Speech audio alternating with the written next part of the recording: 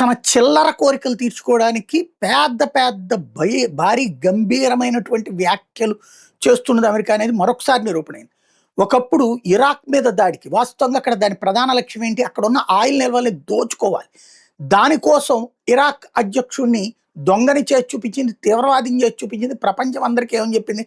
Hydrogen bomb కంటే అత్యంత శక్తివంతమైనటువంటి బాంబులు ఉన్నాయి, ప్రపంచాన్ని నిమిషాల మీద భస్మీపట్నం చేయగలదు అని చెప్పేసి ప్రపంచాన్ని నమ్మించి, ఆ పైన అమెరికన్ పౌరులు కూడా నమ్మించి యుద్ధానికి వెళ్ళి అక్కడ తుత్తునియలు చేసి ఆ పైన సద్దాం హుసేన్ పట్టుకుని ఉరి కూడా తీసింది. తీరా చూస్తే ఒక్కటంటే ఒక్క అణుబాంబు కూడా లేదు. అణుబాంబు కూడా లేని దేశం, అణుబాంబుల కంటే పవర్ఫుల్ అయినటువంటి the mother of all bombs వాళ్ళ దగ్గర ఉందంటూ సొల్లి కబుర్లు ప్రచారం చేసి చివరికి ఆయన చంపింది. అక్కడున్న ఆయిల్ దోచుకుంటోంది, కానీ ప్రపంచానికి నీతులు చెప్తానే ఉంటుంది. ఇప్పుడు ఇరాన్ విషయంలో ప్రపంచానికి అందరికీ ఏం చెప్పింది? అణ్వాయుధాలు ఉన్నాయి, యురేనియం ఉంది, నాలాంటి వాళ్ళం మాట్లాడుతూ వచ్చాం, లేకపోతే ఒక సెక్షన్ ఆఫ్ మీడియా చెప్తా వచ్చారు అక్కడ ఏ అణుబాంబులు లేవు, యురేనియం ఉంది, తయారు చేద్దాం అనుకుంటుందని. కానీ అమెరికా ఏం ప్రచారం?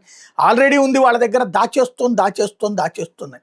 ఇప్పుడు అణుస్థావరాన్ని కొట్టారు, అట్లాగే కొత్త అణుస్థావరాన్ని కొట్టారు, రేడియేషన్ కూడా బయటికి రాలేదు. మరి ఎంత పెద్దది, ఏమి చేశారు, ఏం పట్టుకున్నారు అక్కడ?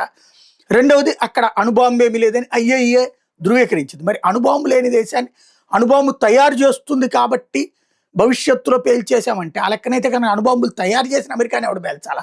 రష్యాని ఎవడు పేల్చాలి? చైనాని ఎవడు పేల్చాలి? ఫ్రాన్స్ని ఎవడు పేల్చాలి? పాకిస్తాన్ని ఎవడు పేల్చాలి? కాబట్టి ఇక్కడ డబుల్ స్టాండర్డ్ అమెరికాది మరొకసారి స్పష్టమవుతుంది.